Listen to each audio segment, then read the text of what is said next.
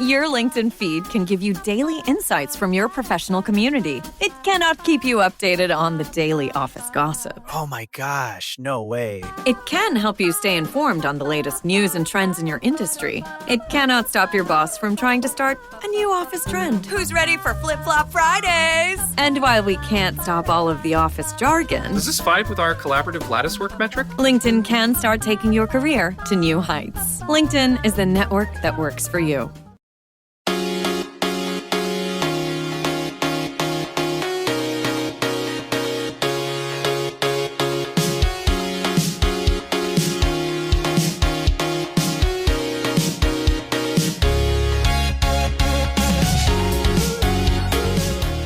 I'm Jessica, and this is Daebak K-Rambles, where a couple of friends review Korean dramas. Except today, we are going to review a C-drama, a Chinese drama, and for this episode, I am joined by Liliana from the Tea Soju Podcast. How are you, Liliana? I'm doing great. I'm very excited to be here to talk about this one today. Yeah, I'm doing really well right now. Yeah. We were chatting beforehand, and we are really busy little indie podcasters over here. We don't know how this happened, but the next few months are really packed for us. And so every time we get together, though, it is so much fun. We have a blast, and we are going to talk about Nothing But You, which is a Leo Wu drama. What had happened was we never got to review the other Leo Wu drama. Didn't. The long ballad. The long ballad. We never did it because just wasn't that good. So then we all sort of dropped it and we reviewed something else. I basically was like, we still have to review a Leo Wu drama, and I want to do another C drama for season 6. So I picked Nothing But You. I had heard wonderful things about it from you, Liliana, and I was like, Liliana, do you want to pop in and do Nothing But You? And so we're here. We're going to review it. Really exciting stuff. But before we do, if this is your first time listening, go ahead and subscribe on your favorite podcast app. We're on Apple Podcasts, Spotify, Google Podcasts, and many more. And if you like us, please give us a 5-star review on Apple Podcasts and Spotify. Come check us out on social media to stay up to date on our latest episodes and reviews. You can find us on Instagram, Facebook, and TikTok at Daebak Pod, DAEBAKPOD. And lastly, if you're a fan, please consider becoming a patron. It's a great way for you to get involved and show your support. You can check out the page on patreon.com/DaebakPod. And thank you to our patrons, Janet, Curtis, CD, Alana, Grace, Lorna, Sammy, Caitlin, Julia, number 1, Michelle, Tenmei, Marta, Delphia, Maria, Sarah, Julia, number 2, Pam, and Cynthia. Thank you guys for being patrons. Nothing But You. All right. So like any other C-drama review on the Daebak feed, this is going to be a spoilerific review. We are not going to have a non-spoiler section. So proceed at your own caution. We are going to spoil Nothing But You, whatever there is to spoil. So the My Drama List synopsis reads, Yang Yoan, an executive assistant to a powerful boss, has been stagnant in her position that was going nowhere. With plans to resign, she got her opportunity to meet Song Sang-chuan, a professional badminton player going through a traumatic period in his life, which rendered him stuck. Their chance encounter sent both on life and career-altering paths that had them first becoming acquaintances, then friends, and then slowly growing into something more. While she encouraged him to be the first person ever to transfer from professional badminton to professional tennis, he, at nearly 10 years her junior, provided support and uncharacteristic wisdom. Could these two seemingly different people ultimately succeed in their goals, life, and love? So, Nothing But You aired in March through April 2023. So, happy birthday, Nothing But You. We are recording this at the end of March, and this episode will air in early April. Sorry? Yeah. So, it's 2 years old. Happy birthday to Nothing But You. It's 2 years old. And it's 38 episodes long. I'm not sure why. Liliana, why is this show 38 episodes long? I don't know. It doesn't need to be 38. It does so not long. need to be. And let me tell you a very quick thing. So basically, I started watching this show live, right? This show came out at the same time as Till the End of the Moon. Till the End of the Moon was airing at the same time. Oh, So I remember I had the last like 6 episodes of this show to watch, and it took me weeks to finish this show because I was so in like the Till the End of the Moon boat. yeah. And now thinking back, I'm like, we never needed. I listened because I did like a mini review of this on Patreon, and I listened back. And one of the things that I said was, this did not need to be 38 episodes. No we could have way. shaved off. Yeah, we could have shaved off a couple of episodes off of this one. Oh, yeah. It could have been 30, 28 Yeah. episodes, and it would have been perfectly Just fine. fine. Just Yeah. fine. At that length, 38 episodes was excessive to me. The director of Nothing But You is Chen Chang, and he's directed As Beautiful as You, Lie to Love, Dating in the Kitchen, and Mad About You, among other things. Have you seen some of this director's work? I started and dropped As Beautiful as You. I started and dropped Lie to Love. I finished Dating in the Kitchen. So the first two, so As Beautiful as You and Lie to Love, are very much like As Beautiful as You is a Tan Song Yoon and Shu Kai drama, but it's like very office style, and Yeah. those sometimes work for me, not very often. Mm. Lie to Love is actually a Lo Yeon Shi drama, but it's the same actress that was in oh my god, Falling Into Your Smile, and I just don't really like that actress. She's very wooded on screen, so I was Oh, like, I Lord. tried it. I Okay. tried it for Lo Yeon Shi, but I was like, no, Yeah. not even Lo Yeon Shi will hold me here. Gotcha. So yeah, and Dating in the Kitchen, I love Zhou Lushi, but yeah, I finished it. I actually reviewed Dating in the Kitchen I on Tea and know. Soju. I finished it. Look, Dating in the Kitchen, there's just no chemistry. The Zhao Lushi and the male lead have a huge age gap, and to me, I just didn't see the chemistry, and that made the drama not great for me. Even though I Yikes. loved Zhao Lushi in it, Yeah. I just didn't enjoy, the drama in general. Okay, so not a good track record for this director, but moving on, Nothing But You was written by Zhang Yingji, and she's only written 3 projects, not counting Nothing But You. Those 3 projects are Nothing But 30 and To Be a Better Man. Have you even heard of these No. ones? Yeah. No, not Okay. these ones. All right. Well, moving on. So, Nothing But You stars Wu Lei, aka Leo Wu, as Song San-chuan. He's, as we said in the Love Like the Galaxy episode, known as the nation's little brother. He's considered one of the 4 little heavenly kings. He's done Amidst a Snowstorm of Love in 2024, Love Like the Galaxy from 2022, The Long Ballad from 2021, Nirvana and Fire. He has his own production company. His mom helps him run it, and I think he's really going places. He's such a great talent. What do you think of Wu Lei? I mean, it's no surprise to anyone that he's one of my favorite actors in general. Like, he has learned, and I say this all the time, he has learned from some of the best in the industry.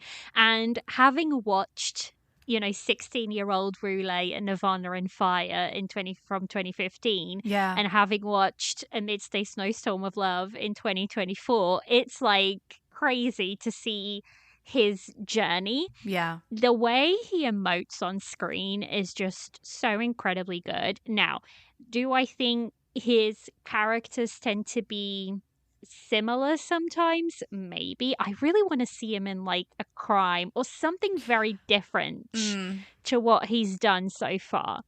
But saying that, Nothing But You is to me a very different character to Love Like the Galaxy. That's why I say I really like this, because it's a very different character for him.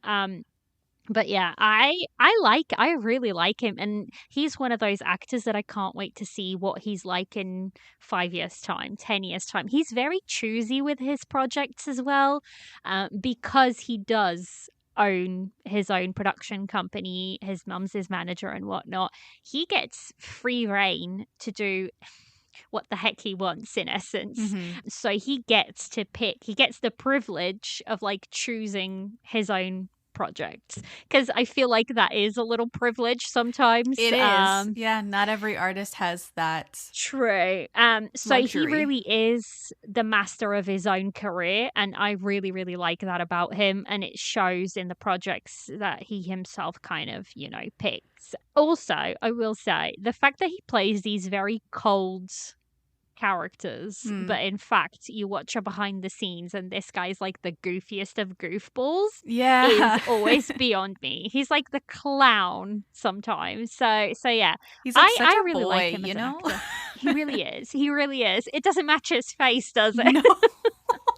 It doesn't match his face at all. He's got like a kind of sophisticated aura and face, and that's his persona, like a very stony in a lot of roles, especially Love Like the Galaxy, which is excellent. What a showcase.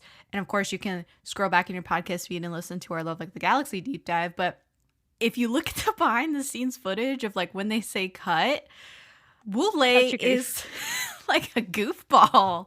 Yeah. Nothing like these characters. Yeah. No.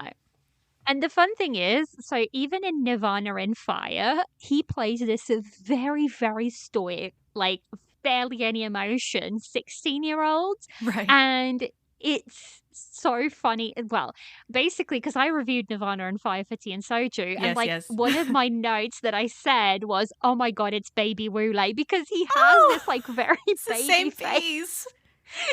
But he already has like the features that he will have, like, nowadays as a 24-year-old man, 25-year-old man. But he looks very baby, but he then has this like almost permanent scowl on his face. Yeah. And it goes with this character in Nirvana and Fire. It very much goes with this character.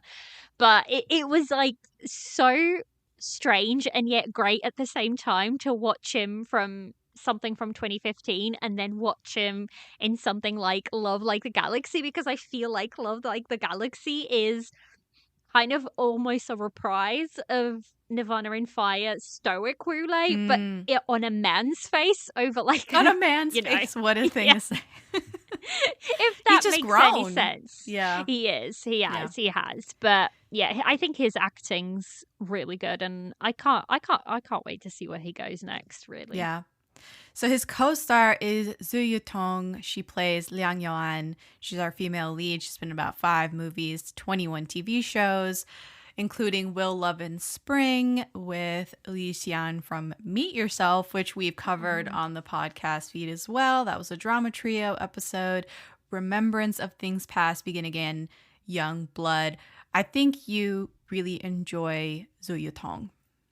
I do. I always say this actress is slept on constantly by international fans. And I think it's because first of all, she chooses projects that tend to be not as widely available. But even when they are widely available, they tend to be projects that people wouldn't necessarily want to gravitate towards. So I started watching Remembrance of Things Past, and the only reason I didn't finish it is it's an MGTV drama and the subs were terrible. Yikes. I think it has since come to Vicky, but I just didn't go back to pick up. But I think the first thing I watched her in was Begin Again, because that's a very quack. I say quack. She plays like this CEO who has to marry and has to have a kid to, get to where she needs to be. And she meets this doctor, and the doctor is kind of like the sunny personality, and she's the cold CEO. So that's where I first met her. That's fun. Yeah. Yeah. It's kind of like a trope reversal. Yeah. It's a lot of fun. I had a lot of fun with it. But then I have seen her in Will Love in Spring. Love it. If you like a mature romance, that's what that is. And I think Will Love in Spring is only 21 episodes as well, which is even better. Yeah, it's like, sure, it's really good. I really liked it. Yeah. But yeah, I just really like her as an actress. I think she tends to have really good chemistry, not just with her co-stars, but with like the rest of the cast as well. Like, she plays a lot of dramas that are family orientated or characters that are very flawed in their essence. But yeah, I think she's a really, really good actress. Nice. So this is my first experience with Zhou Tong. It's not my first experience with the Wu Lei. And like I said, I basically came in knowing next to nothing about the drama except the good word of mouth from you. I knew Wu Lei was in it, and it didn't hit me that this was a sports drama until I actually put it on the docket for season 6, and I kind of like looked it up more, and I was like, oh, right. Badminton to tennis. That's the whole shtick. Mm-hmm. And then I was like, wait a minute. I freaking love sports dramas. So this is actually the section of season 6 where I just pulled out all the stops. So this drama is a sports drama, and the next drama that we're reviewing is also a sports drama, because I am nothing if not self-indulgent. And this drama is a little bit of that for me, because I tend to really like sports dramas. I was looking back at the other ones that we've reviewed on the Daebak feed. Mm-hmm. Sports dramas like 25-21, fencing, Prison Playbook, baseball, Love All Play, badminton, Weightlifting Fairy, swimming/weightlifting, Run On, track. So I have a great time with all of these dramas. I love underdog stories. And I freaking love noona romances. So as soon as I realized that all of these things were at play and Nothing But You, I was like, fuck yes, this is going to be great. So I'm going to throw it over to you. Knowing all of this about me, I kind of like showed my hand a little bit. What do you think about Nothing But You? I mean, I really liked it. I think, like I said, I think it is a little bit long for what it needs to be. So it does get a little bit draggy at points. But as a whole, I love the fact that it is an underdog story, and the fact that they really showcase that with persistence, hard work, and just love for what you want to do, you can get to where you want to be. Yeah. And that's like a big message in this show that I loved about it. Who doesn't like rooting for the underdog? Hell yeah. Like, it's great. So I love that aspect. I love the fact that there's really good communication in this show. Like, there's some conversations that you have. Did you say, are we allowed to go into spoilers, or do we want to keep it Okay, here's the second PSA. Remind. Yeah, I have to remind people, because most C-drama reviews hit, and I have to say it because K-drama reviews, I always have the non-spoiler and the spoiler section, but for Chinese dramas, all bets are off. I'm always like, just if you press play on a Nothing But You, Love Like the Galaxy, Love Between Fairy and Devil review, I'm assuming you've watched 38 episodes. You've watched 50-something episodes. Exactly. So, I mean, sorry. So, spoilers are on the table. Be prepared to be spoiled. Go for it, Liliana. So, I think what really shocked me was the way they set this drama up, right?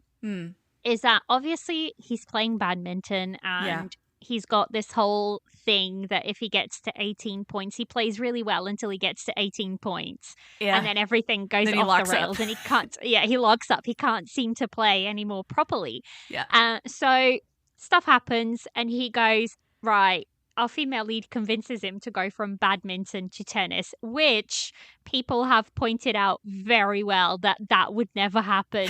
But look, guys, we're throwing that out the window because, you know, it's a drama. Yeah. It's a drama. Like, look, I'm gonna root for my underdog. He's old. Me be. Like he's Exactly. He starts the drama and he's 22 years old. A professional badminton player who's 22 years old, going from badminton and switching to tennis and becoming a professional tennis player. Yeah, no, that's That's That's old. unheard It of. would have happened. Exactly. It But they wouldn't even happen. say that in the drama. They even Right. go that, like, he has a conversation with his stepdad and he's like, you know, that doesn't happen. And he's like, yeah, I'm going to be the first. Mhm. And like, everybody's like, yeah, you're going to be the first. Like that's what you want to do. You want to cheer for the underdog. Right. But I think what I was going to say is that so their relationship can feel very almost unbalanced because she's the manager of the club that he's going to end up playing for, right? But it never does. I don't think it ever came across as unbalanced where she had more power over him because she was the manager or anything like that. So I really enjoyed that aspect. I enjoyed the aspect that although she's older, he has a emotional maturity that Oh, yeah. allows the relationship to be believable. So I think because of all of that, it made me enjoy the drama. I mean, it's a slow burn. These two take their freaking Oh my time to get God. anywhere. I think Wule has a thing for slow burns. He does. You have to think that because of the projects that he chooses and the freedom that he has to choose these projects. Yeah. You're like, oh, this man likes a slow fucking burn. Yeah, unless it's a Midday Snowstorm of Love because they get together fast in that drama. But the pacing of Amidst the Snow Summer of Love is also snail's pace. So he likes slow he likes pacing. slow stuff. Yeah. He does.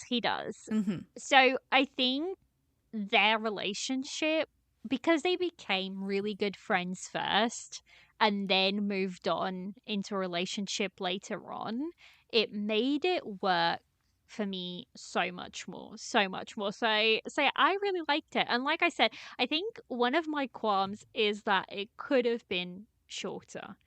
But Yeah.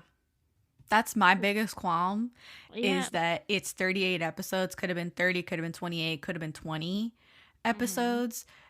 This story is tried and true, gonna win me over every time. You have an underdog. You have someone who's trying to persevere in a sport that they're not familiar with, that they have a lot of trauma playing sports and stuff like that. I am like, sign me up. For some reason, I really enjoy these types of stories. Maybe it's because I'm American. I don't fucking know. But the perseverance, the grit, the mental fortitude, encountering problems, solving problems, all these things go into a sports drama. It's a formula that it's always going to work for me. When you talk about this noona romance, what's the equivalent in how do you say older sister in Mandarin? They do. So basically, this happened. So I asked Sarah from K-Drama this, and she's like, But she it's told this. And you. I've now, she told me like 3 times, and I always forget, and I always just go back to referring to it as Kaga. noona romance. This is so annoying. Shit. I'll Sorry. have to ask again and like write it down or something, because it's ridiculous. Every time she's like, oh, it's this, like this. There's not really what she's explained to me is there's not really an equivalent thing, but like this is how you would translate it and kind of say that genre. And I always forget every single time. I'm gonna have to write it down. You have to, especially this is the perfect like time to bring it out your back pocket. But anyway, she's 32 and he's 22. This is right around like our ages, but like the female lead is right around our age. If you told me today that a hot badminton player was trying to get in my pants and he was 22, I'd be like, fuck out of here. Like, fuck off. Because that age is wild. Like, to me, that 10-year age gap is wild. But for some reason, it won me over in the show. Totally won me over. He seems like an old soul. He seems a lot more emotionally mature, like you said. And even though he has a lot of lighter, bubbly moments, he's a lot different than the other characters that we mentioned at the start of this episode. And there's a lot of comedy in this show. There's a lot of side characters that we can get into. But like, for some reason, those two are really the glue that holds this whole thing together. They are. They really are. Were there any surprises in this show that you thought were unique? I don't know. Well, like I said, for me, I really liked some of the things that I liked was the dialogue and the found family and a couple of things. So one of my biggest surprises, wasn't like, I don't know. It's just something that I thought they were going to take in one direction and they didn't. And it's specifically right at the end when he has to go. This is going to be like we're jumping right over to the that's end fine. almost. That's fine. But it's when he has to go and play for a different club. Like he's at a point now that he has to go and play for a bigger club. And Right, because he's so good. He's surpassed so good what now. the coaches can teach him at so he has to go Top for a Smash. bigger club. That's the name of their club. Yeah. And usually this would be the part where like they would whack out the noble idiocy or something and they would break them up or not. But they didn't. They were like, we can do a long distance relationship. And you see them texting back and forth and you see them like going to visit each other. You see them doing a long distance relationship. And it's the same thing that happens when he's injured and he has to go recover and she pays for all of that. And he finds out. Or her mom pays for it. Yeah. And he's like, I don't want this. Like, I want to pay it back. And you thought, oh my God, this is going to blow up. It's going to be like a huge argument. It's resolved within 2 episodes. And it's like, it's resolved with them sitting each other down and having an open dialogue. Yes. Like open communication. And I think that's a theme throughout the whole drama, is that every time I think this is going to go in the trope way of they're going to misunderstand each other, they're going to break up, they're going to, those type of things. Yeah. The show kind of reels it back in. They sit down, they have an open communication, and then, they sort things out. So yeah. The best way I can describe this show is like a slice of life, but sports. That's exactly what it is. Yeah. That's exactly what it is. Yeah. Because it takes place over a long period of time. This is several years, right? Yeah. He has like 2 birthdays. He goes abroad for 2 years, and we're still with these characters. So the 38 episodes is multiple years. Yeah. And I still don't think it should have been 38 episodes, but it's fine to do like such a long period of time. That's atypical, I would say, of any drama. Usually you keep all of the action or whatever within a short period of time. Like all of this happens in like 2 weeks, several months or whatever. This is just taking you on this journey with them. All this training, all of these tournaments, all of these competitions, and all these setbacks, and they try and get acquired, and they're taking investors, and they get sold, and all this stuff. She's dealing with stuff. He's dealing with stuff as an athlete. They're on parallel tracks until, he kind of surpasses her. And I would say that the thing that kind of intrigued me the most was that the drama kind of fell flat when it came to the parent stuff. To me, I was like, this is confusing, and it's almost like too pessimistic for the drama. I don't know how to put it. What did you think of his mom drama and then her mom drama? So when it comes to his mom drama, I do feel like they resolved that fairly early on, because they resolved that like in the first 20 episodes, even earlier, I would say, because he has to get over his trauma. Because what had happened was, didn't his mom forced him to go into badminton, first of all. And he didn't like badminton. He didn't like it. No. And then he rose through the ranks, was doing really well. His mom was coaching him. And I would say kind of in an abusive manner. Like, not very... she was a bully. Yeah, she was like bullying him. Anyway, she was a bully. She was like bullying his ass. Anyway, so then on one of his matches, she up and like disappears. Yep. Like completely ghosts him. And come to find out, she had slinked off to die because she got a cancer diagnosis that was really foul. And she just decided, oh, I'm going to disappear from my son's life rather than him seeing me die. Yeah. Yeah, like not beat this cancer.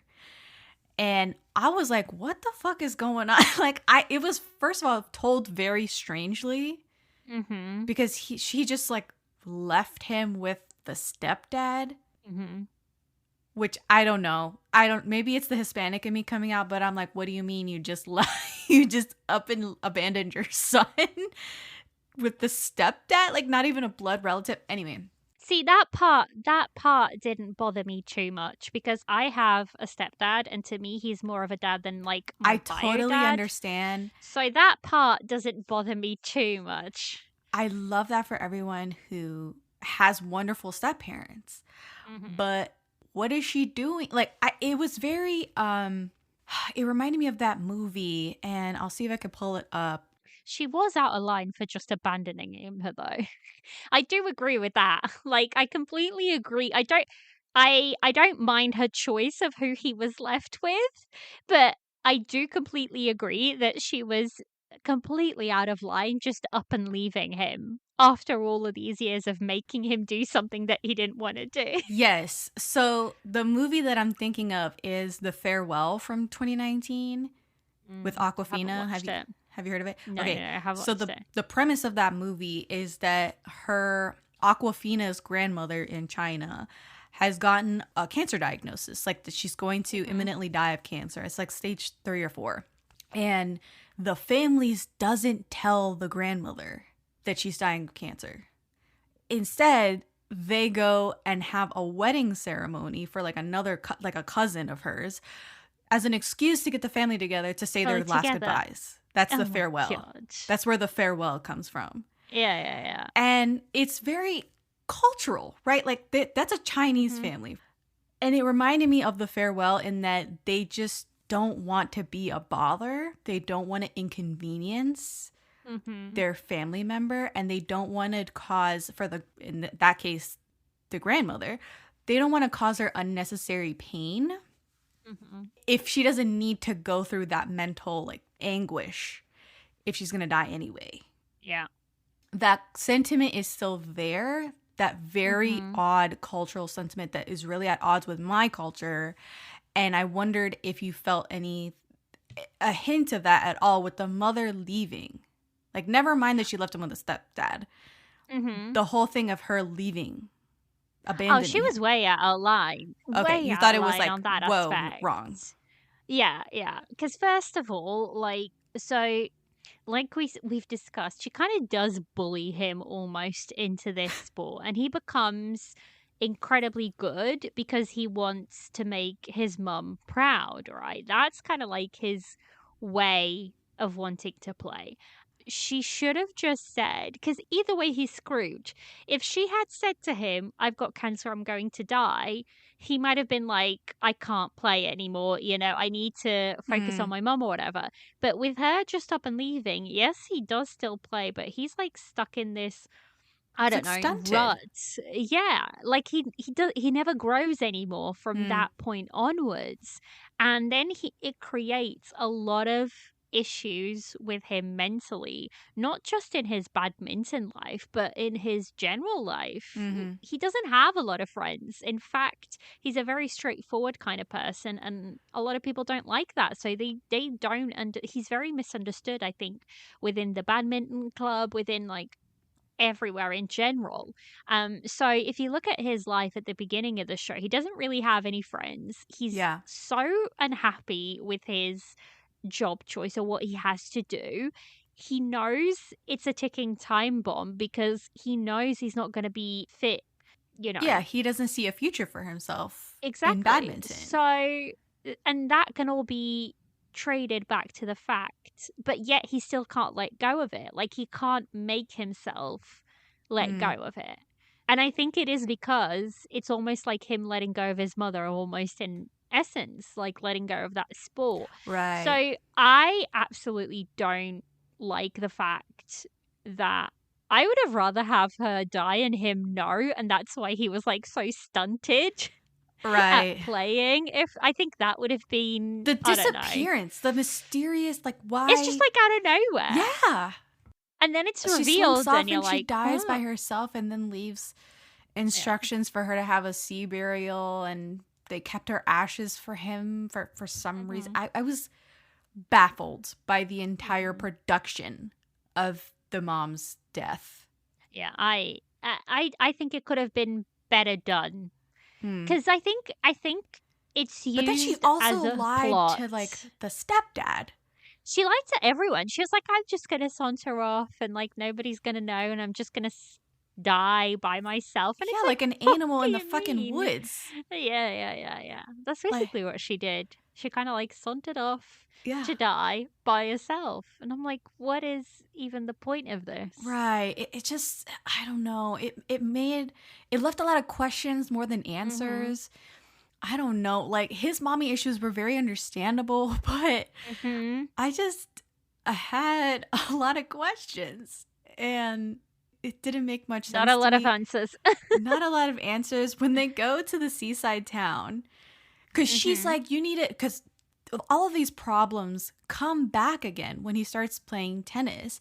He comes across again with this wall of he doesn't want to fail. It stems from like his mommy issues. So she's like, why don't we get some closure? Why don't we find out exactly what happened to your mom? Which to me is like, no fucking shit. Like, why would you, Should've even done if you this had, ages ago. even if you had no problems at all in any Yeah. sport and any profession, let's find out what happened to mom. Let's investigate this because she went missing and is God knows where. Yeah. You know, like, what did she really have cancer? Was she lying to you? I would have a lot of trust issues after this. Yeah. So, yeah. you know, the female lead is like, let's find your mom. And they do. They go on this little like train ride to the seaside and they find where she's buried, her urn. And then the people that have the columbarium are like, oh yeah, she left instructions to be buried at sea. And I'm like, buried at sea? What connection to the sea do these people have? I just had like more questions because I'm like, why the sea? So I started cracking up when they open the urn and he's dumping the ashes into the ocean. And the ashes are And the ashes are flying directly in their faces. Because No, they I had do to remember film that. this on the windiest day. It was the blustery day. And then the stepdad comes out of nowhere, literally runs into frame. And he's just there. He just made it to the seaside town. He has no luggage, nothing on him. He just runs in and starts grieving immediately. And I'm like, all right, I guess this is happening. And the two of them just dumping handfuls of ashes into their own faces. It was sending me up a wall. It was funny. I And did find that they're more funny than soaked. anything else. It was Yeah. it's just so weird and funny. Yeah. They're soaked with sea spray. Like soaked with sea spray. Mm-hmm. And ashes. And then ashes on top of it. I was like, what? She's not even going out to sea. No. She's not coming back even with out- them. So this just, all of this was crazy. It was crazy. But her mom, I wanted to slap her so many times. Her mum was a piece of work. It was because that lady was bitter. This is one of the most bitter characters I've seen in a drama, period. Because she got this divorce from the female lead's biological dad and has since been single and then has tried to instill these values of just hating on men and you're never going to find someone who's long-term and say no to marriage and yada, yada, yada into her daughter. I mean, this lady was so mad. Constantly. So mad, like constantly pissed at the dad that when he finally got cancer at the end of the show, I was like, I was waiting for someone to get cancer. I was waiting for somebody else to get cancer because, you know, the male lead and his stepdad have the wig shop right across the street from the oncology center. I was like, yeah, no, someone else is going to get cancer in this show. So her dad gets cancer. He has surgery to remove a kidney because I think it's on one kidney. It's stage 2 kidney cancer. The female lead comes to see her mom. And when she comes through the door, the mom goes, "Is he dead?" I know. And the female lead's like, no, he's still alive. He had surgery. He just has one less kidney. And that mom says with a straight face, oh, then I can't rejoice yet. She's horrible. That's like, a bitch. I just really, really disliked her. Oh my God. And there was not one redeeming quality about her. Not one redeeming quality about her that you could pick at, to be honest. So I just had such an issue with that mom. Up to a certain point, I was like, okay, I get it. You're bitter. You had a horrible experience. Mm-hmm. You don't want your daughter to go through the same thing. After a certain point, I'm like, okay, you're doing irreparable harm. There's only so much. Right. You can do. Yeah. It was foul. I just did not like that lady one bit. No. Because it was making the female lead afraid to be in a relationship. Yes. And it was making her refuse. She has this great guy ready to date her, but she's not ready because she's just like instilling everything her mum, even if she's trying not to, she's kind of just instilling everything that her mum's kind of spewing. So you're like, oh, come on. Yeah, but then she's such a hypocrite. Because at the beginning of the show, the female lead has that surgery to remove, was it an ovary? I can't even remember what it was. Yes. I think it was something. I can't remember what it was. I think it was a cyst, an ovarian cyst. Yeah, it was something to do with her reproductive system, I remember, because then it leads to the story much later on that she is unlikely to have kids, or she's going to have a really hard time having kids. Right.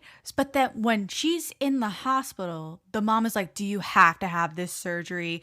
Don't have the surgery, yada, yada, because then you won't be able to have kids later. I'm like, kids? Do you think kids drop out of the sky? Like, I don't understand. Like, she's going to need someone to have a kid with. Yeah.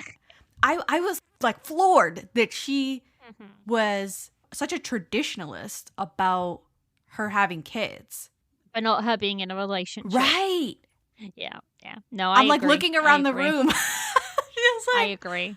What? It doesn't compute. I know. I mean, you could go down the road of saying, well, she just wants her daughter to be like a single mom, or she just wants, there is people nowadays who prefer to have that arrangement where they choose to be single moms and they want to have kids and they're not in a relationship, so they choose to go down that road. So you could argue that's what the mother was hinting at. But the mom also specifically said, who's going to want to be with you? Yeah. But that's the thing. Yeah, that's the thing. And I was like, hold on. You can't have it But both you ways. said you don't want her to be with anyone. Yeah. Exactly. So, yeah. It makes no sense. Yeah. Her mum, just as a character, makes no sense in general. Right. Oh, God. I'm so glad we got to talk about the mom. What were some of your favorite moments between these two? The male lead and the female lead? One of my favorites, these are the things I actually have a couple of notes on. So I'm going to pull up my notes for this, which are very few. First of all, in episode 5, right? Oh, okay. Back to the beginning. Yeah. In episode 5, she calls him out to go and have wontons, right? And they're having wontons, and they're having this conversation about how she very quickly tells him that his stepdad has told her about his mum and the whole situation with his mum. And I just liked that moment in general because I feel like it's a very open communication back and forth very quickly. The fact that she's like, look, I know this is what happens. And it's the fact that he doesn't necessarily like what she's saying, but he still kind of listens. And, there's open dialogue just anytime these two were talking, but this one specifically. And then I think later on, one of my all-time favorite scenes in the show altogether is much later on, and it's referring the thing they have the conversation of, she's saying, how is this relationship going to work? I am much older than you, we are in different places, and he says we can make it work, and she says to him, well, something along the lines of, what about kids? I may not be able to have kids, and I'm at an age where so it's that whole kids conversation that they have much later on in the drama, right? And he's like, I've never even thought about kids, but I do know that I love you. So I really like their open dialogue and that whole conversation, because a lot of people forgo the kids conversation and then they kind of like get then they're into a surprised. relationship. Yeah. And they're like, oh, you don't want kids, but I want kids. Right. And then they're like married and people are like, well, crap, because now we both want different things out of life. It's and so important to have these big conversations. Yeah. Especially if you're serious about somebody. And that one happens in episode 34. And I have the speech that he gave to her.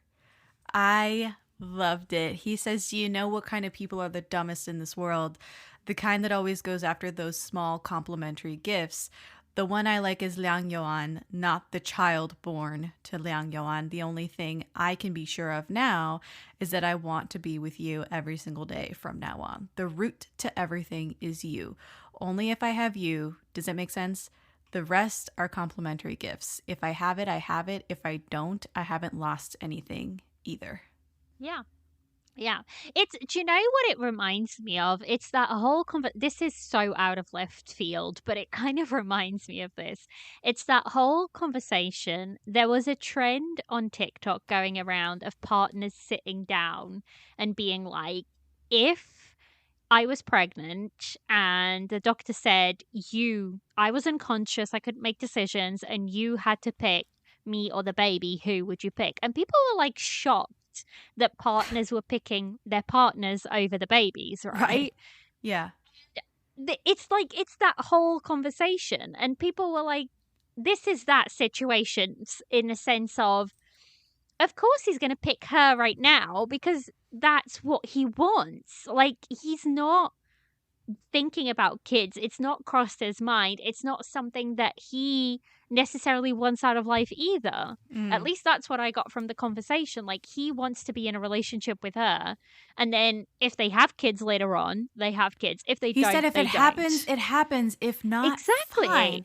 And that's, I think, the mentality that is the healthiest to have with such things. Also, it showed how young he was. Yeah.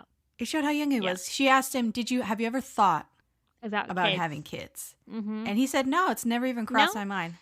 Yeah. He's 22 or 23 Of course he hasn't thought about kids. Fucking course he's never thought about having kids. But she's 32. And I think this is when age gaps really, really show. Yes. I have always said a 31-year-old with a 42-year-old, it's a really big age gap. It's 11 years, right? But at the same time, it isn't, because you are in similar, you've done a lot of your growing that you would have done in your 20s, right? Yeah. And yes, in your 30s, you still are definitely not going to have your shit together. Like, people say the 30s are the new 20s, and I agree. Like, you have more money and you have technically more independence, more out of life. Yeah, and a frontal lobe as well, right? But what I mean is, someone in their 30s dating someone in their 20s is a huge difference. Not the age gap itself. The age gap is the same. It's the stage of life you're in. It's the amount of growing and development you've done as a person. So I think in that scene, he definitely did show his age, but also in the conversation that he had with her, in the words that he was saying, I think he also showed his maturity. And he was like, I've never thought about it, but it's not like I necessarily want them. And what I do know in this instance is that I want you and I want to be with you. So right now, I want to be in a relationship with you. If we do get to that bridge, we'll cross it when we get there. And I think that's like a healthy approach to sort of have. So that was like one of my favorite scenes of the whole show, because I feel like it was just very good communication, and it's a prime example of him showing his age by saying, oh, I never thought about having kids. It. But him also ask him in 10 years. Exactly. But him also showing his maturity in the way and what he replied afterwards, I think. I agree completely. Beautiful, beautiful scene. I love the way you talked about it. And there's a lot of like little scenes that it made me gasp and kick my feet and excited to see the progression of them and to see her walls just kind of break down as the show progressed. And one of those scenes was in episode 11, where at this point there's nothing happening. There's not even a whiff of like romance. No. He's definitely totally in love with her. Oh, but he is. There's nothing. Like, she hasn't done anything. Yeah. He hasn't done anything. And he goes, if I can successfully transition from badminton to tennis and stay on the team, the two of us will go on a date. I had to pause the show. The way that I gasped, I started choking on my own spit. Yeah. It's that very classic Woolay Riz. Oh, it's very Woolay Riz. Yes. And this is a common theme with every single character this man plays, is that he has this riz and this charisma and this like toe the line between cocky and confidence. He has this confidence about him that makes his characters so good and so like, oh my god, yes, absolutely, because that would get me. Yes, because that would get me. Exactly. Like, I understand her better because of the way that it plays out in the show and the way that he kind of dials it up slowly, right, over the course of the show. And he springs little things on her like that, like, oh, we're going to go on a date if I get on the team. And I'm like, we are now, boy. Are we? Yeah. Yeah, it's very much a Woolay thing, and I'm like, I love it. I love it because it just works for him. Yeah. It really does just work for him and his characters in general. I think there was a bus scene in episode 13, which I know a lot of people really like bus scenes. This one worked for me, where it's a crowded bus and he's like holding back the crowd from like crushing her, that sort of thing. Every time. Works every time. It works every time. Yeah. I'm going through like the bigger like moments. So episode 15, girl, he shuts the cab door because she's about to leave from like some get together. Yes. Yeah. He shuts the cab door before she gets in and he says, I'll pick you up tomorrow morning, and reminds her about their date promise when he made the transition to tennis, because now he broke the coach's serve and he's on the team. He's the team captain. And I just have in all caps, the Riz. It's the Riz. It's the Riz. And do you know what? I know you haven't watched it, but think about this Riz, but times it by 10, and that's amidst a snowstorm of love. Oh my god. Yeah, I've left off on episode 5 of Amidst a Snowstorm of Love. I don't think I've hit the peak Riz yet in that show. It's just constant. It's constant. It's just constant. But this episode is like such a big turning point in their relationship, because tell me why I was swooning. He's so excited for their date. He gets up at 7 a.m., gets ready. He's doing exercises, checking on his chest muscles like before he heads out. He's like trying to like hype himself up. It's adorable. Then they go on the zoo date. Yeah. A zoo date. How adorable. Then the confession scene.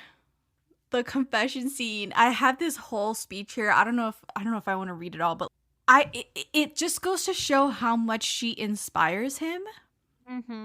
He's talking about how there are differences between badminton and tennis and how the ball has to touch the ground in tennis. He says, for tennis, every shot must touch the ground. Because of that, it took me a long time to get used to it. But when I thought about it later, it's very similar to me.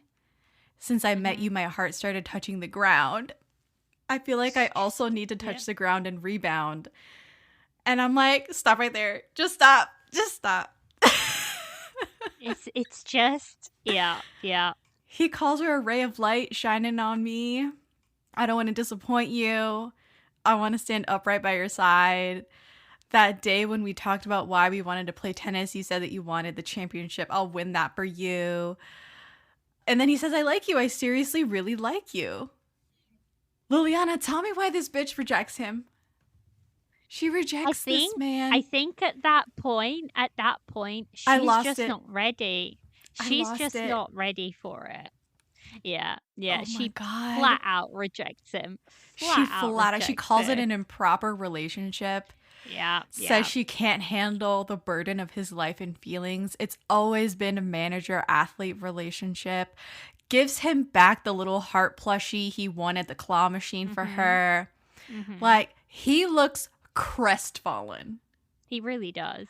I don't know how she drove off. She left him there. She left his ass there in the parking garage. I don't know how she did that. I don't know either. I don't know how she left him there. Dare to do that. He was devastated. The thing is, right, you can see where she's coming from as well. Still. 100%. And that's why I think this show is so good. Because although you're heartbroken for him and you're also saying, how dare she? On the other hand, you're like, oh my God, I understand you. Because first of all, she is in her 30s. She is very much focused on her career right now. And that means she does want to keep that professional relationship. Although this hasn't been a very straight professional relationship for a good while, right? But in her head, she's just trying to keep that straight still, right? Also, she has her mum being like, never get in a relationship, never do this, blah, blah, blah, blah, blah, in the back of her mind. So we have that going. And in general, I just don't think she is ready for that relationship yet. Yeah. Which is, and it's also showing of their age of how she in her 30s is way more careful. She's like, no, I need to think about things. I need to sit on things. Whereas him as like a 22-year-old is very impulsive. And it's like, no, I know I want this. And I know I want to be in a relationship with you. So he's just much more assured of his feelings and what he wants than she is at that point. And they're just not quite on the same spot in that moment in time. So it's one of those scenes where, yes, you feel completely heartbroken for him and you're just like, oh my God, how dare she? But also, you also look at her and it's like, I understand you. So yeah. And there's one thing that the show doesn't necessarily do, but she does have a suitor at the beginning of the show who was sort of like a co-worker who lived in another city, I think like Shanghai or something like that. Oh, yeah. He was a little bit older than her. And he was very successful in Y Space Sports, which is the company that's kicking around throughout the show. And he was a dick. Like, he suddenly was like, why don't we get married? One of those that's like, they don't have a relationship. It's like a situationship. And he's like, why don't we get married? We're at the proper age. And she was having troubles at work. Yes. He was like, why don't you, since you're going to get fired anyway, why don't you just quit and be my little stay-at-home mother? And she was like, no, fuck you and fuck your mom. And it was like a wonderful moment. And then, of course, Wu Lei's character witnesses this whole blowout at the company, Y Space, and supports her. But you compare that guy to Wu Lei's character, and you can kind of see why she's a little hesitant. And the show doesn't do this explicitly. They don't compare these two guys overtly. But that's the starting point. That was her last relationship, quote unquote. Yeah. The bar is on the floor, as people say. Yes. Someone who really wanted to, was a sexist and wanted to clip her wings, so to speak, because she was a career-driven woman and didn't want that life for herself. Yeah. Right? Never mind that she couldn't have kids. They never got to that point where she told him, hey, I can't even have kids. So, like, I don't know what you're going to do about that. But, he just had all these expectations for her to be a homemaker. Yeah. And she was like, you know what? No, absolutely That's not. My plan. Yeah. And his argument was, oh, you got something better? You got something better to do? You got a better plan in mind? So condescending, and oh my God, that whole conversation was wild in those beginning episodes. But so bad. Yeah. But then you see her, and you see that power imbalance between her as a manager and him as an athlete, and she's just like, you know what? No. Yeah, We're not I'm not doing going that. there. Yeah. Yeah. Yeah. Mm-hmm. So you can understand where she's coming from, I think. Yeah.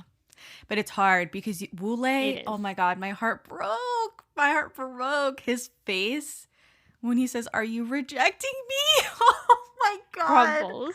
I don't know how she handled it. I don't know how she drove off. Yeah. I would have been like, "Come, I'll like drop you off or something," because damn, that's cold. That's cold.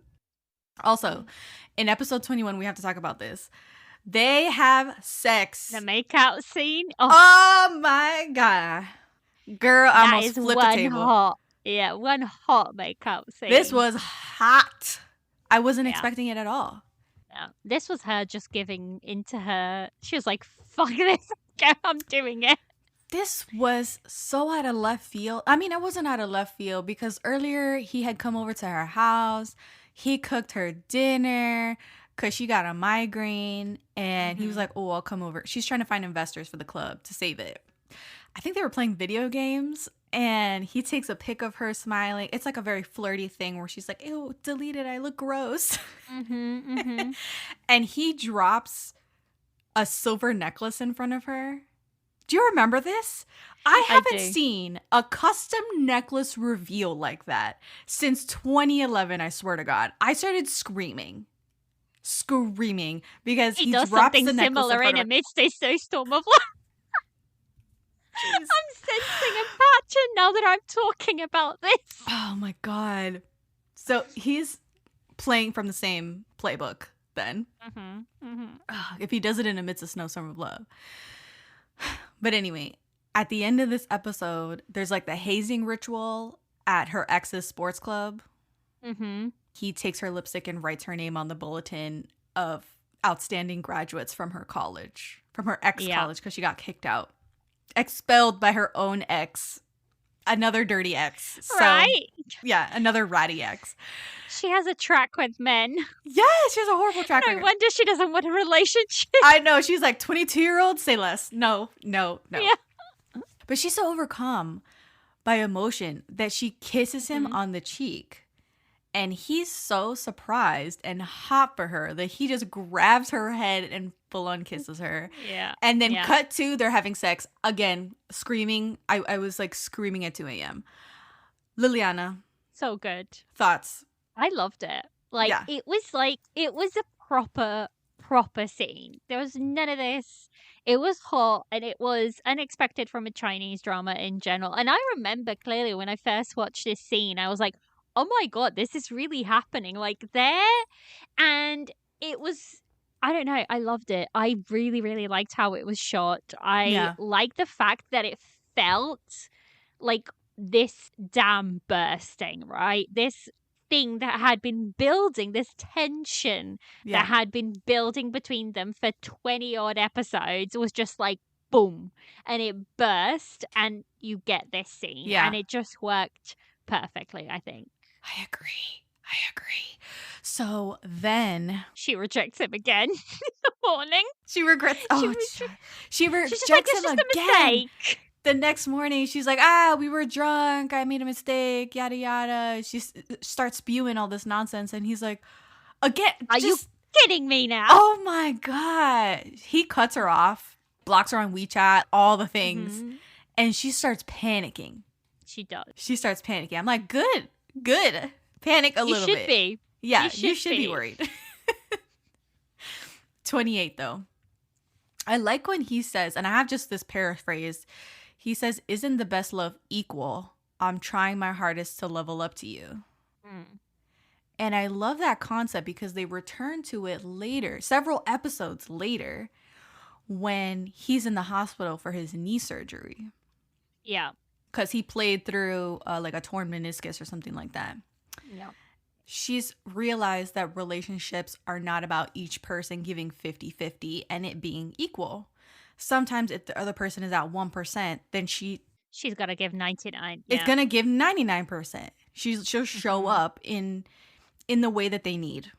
This is one of my favorite things about this show because I think when it's a conversation that kind of gets overlooked a lot of the time is that people just think, "Oh no, everything should be 50-50. Yeah. and whatnot. 50-50 looks different for different people on different days. Yep. Like sometimes I've only got 10% in me. So my partner is like, today I will put in the 90%. Mm-hmm. Other days he's going to have 5% and I'm going to step up and give him the 95%. Like Yep. that's what a relationship looks like. That's what supporting each other looks like. Every day is going to be different, and every day, you're just going to have to step up to whatever each of you need on that particular day and give of each other. And Yep. I loved that concept in this drama. It's the Yeah. fact that 50-50 it's not always equal either. Yep. Because like 50-50 doesn't mean 50-50. So I loved that aspect of the show and like that specific conversation that they talk about as well. I agree. It was really important, and I think something that they both had to learn. And in that moment, she kind of voices this realization for him because he was feeling really low, really down on himself, feeling sorry for himself, didn't want her around when he was at his lowest. And she was like, well, too bad. Tough titties. I'm going to be here. I'm going to be here. Yeah. So it was important. I love the match between him and the Japanese guy that he wins and then he like fucks up with his knee. It was funny though to see him acting through the knee injury because you would have thought he took a cannonball to the leg. It was like, oh my God, I've never seen such acting. Yeah. Like he was busting veins in his neck and stuff. And I was like, what the fuck is happening? Yeah. Yeah. I mean, I don't know. I've never had an injury like that, so I don't know what it's like, but I was like, I think this is too much, to be quite honest with you. But okay. They end up telling you it's a medial meniscus, injury to the medial meniscus and also conjoined damage to the medial collateral ligament. Fortunately, the anterior cruciate ligament is fine. Otherwise, he'd have to say goodbye to sports. I don't know what all that means, but I'll tell you this. My mom has had meniscus surgery because she had a tear in her meniscus. She was not acting like all that. She also had a knee replacement surgery a few years ago. She was acting like all that a little bit because they replaced her entire knee with a bionic knee. Yeah. I was very confused by the reaction that he was having toward the injury and the pain level that he was at. So maybe if you're an athlete and you've had this injury or something similar, you can chime in and be like, yeah, absolutely, his reaction was warranted or the acting was accurate. I personally think he was overacting in that portion of the show. Especially the recovery. I never even thought about it, if I'm being honest. Okay, maybe it's because I had a family member have such surgeries and an entire knee replacement that I'm like, all right, let's simmer down. It is painful, sure, but to that level, he's turning red. Yeah. All right. I don't know if it's because it was damaged and then he went and kept playing on it and damaged it even further. So I don't know if maybe that's why. I don't know. I don't know. Like, when it comes to that sort of stuff, I just throw it out the window. Like, it doesn't even occur to me because they're going to over-dramatize everything anyway. True. That's just how it is. Because then his comeback is so much better, isn't it? So... Oh, absolutely. Absolutely. Sports injuries, they're always going to amp it up. So the last thing that I guess I kind of want to talk about is her boss. Oh, my God. I hated that. I guess you don't want to talk about this guy because... No, we can. We absolutely can. He was just such... Oh my God. At the beginning, he was such a piece of work. A piece of work. He was just a piece of shit. He was a horrible boss to her. He was so volatile and... terrible parent. Terrible parent, abusive to her in the workplace. Highly unprofessional. Just tyrannical. Two-faced, machismo, sexist, completely passing her over for promotions, for upward mobility within the company because he wanted her where she was at. She was doing such a good job. She was just indispensable in her position as his assistant. And I was like, it seems like she's doing the work of the entire marketing department. So I don't understand why you wouldn't just move her out to that department anyway. Yeah. It's because she made him look good. Yeah. She made his department look good, and that's all it was. I mean, that's literally all it was. He's a terrible father, terrible husband. He was cheating on his wife. I wish they kind of amped that up, that he was full on cheating on his wife. But I love the fact that his wife was like, I'm done with this shit and I'm going to take you for everything that you're worth. I'm like, I'm here for this, because when then bad stuff starts happening to him and everything starts going downhill for him, I'm like, pile it on. Keep it piling. Yep. Keep it piling on him. Keep it going. He deserves more. Yeah. Do you think his redemption arc was done well? No. I guess yes, because, you know, he's alone. Well, no, he's not alone, because I think he had some young hot girlfriend at the end of the show that they don't show her face. She has no lines, but she was there in one frame. I just think that his punishment was that he didn't have the family. He didn't have any loyalty anymore, which was so important to him. No, he had nothing left, did he? Yeah. He just had the job. That was his number one priority. Yeah. When he was taking the meeting with them so that they could get the wild card from Y Space, that was the biggest low, because he had no control over who got the wild card. The wild card. Yeah. Yeah. At that point, he was just taking it for, like, on a power trip. Just a power trip over them. And at the end of the meeting, after scolding them, he was like, and by the way, I don't even have what you want. Yeah.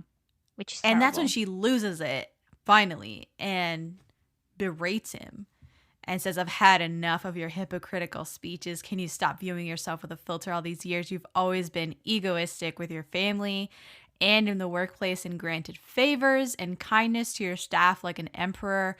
You only think of maintaining your personal integrity. Who gives you the right to demand infinite loyalty from us? You can trick others today. Let me tell you, you'll face retribution.